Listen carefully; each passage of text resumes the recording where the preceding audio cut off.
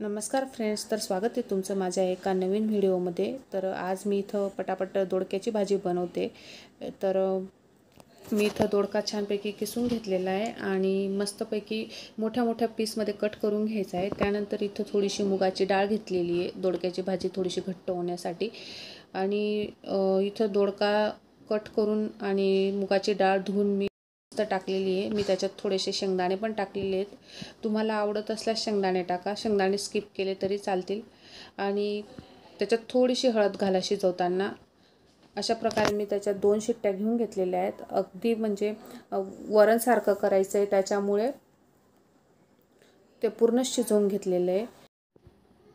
त्यानंतर मी इथं एका कढईत लसूण जिऱ्याची फोडणी देऊन सुकी लाल मिरची घातलेली आहे आणि लाल मिरचीची पावडर पण टाकलेली आहे। आम्हाला तिखट आवडतं म्हणून। हळद तर आपण ऑलरेडी टाकलेली होती।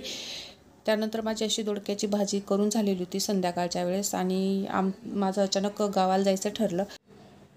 2-3 दिवस कंटिन्यू सुट्ट्या असल्यामुळे आणि इथं गावाला जायच्या आनंदात मी अगदी पटापट बॅग भरलेली आहे। मला असं वाटतं गावाला जायला सगळ्यांनाच आवडतं। मला तर गाव खूप आवडतं आणि 15 ऑगस्टच्या दिवशीच आम्ही सकाळी सकाळी निघालो होतो अगदी। आणि जसं जसं गाव जवळ येते तसे अगदी गावाकडचे दृश्य बघून मनाला एकदम प्रसन्न वाटतं। मी ह्या व्हिडिओला गावाकडे व्हॉइस ओव्हर करते, त्यामुळे गर्दी खूप असल्यामुळे बॅकग्राऊंडला खूप नॉईज येत असेल, त्यामुळे सॉरी। तर भेटूया पुढच्या व्हिडिओमध्ये। तोपर्यंत बाय बाय।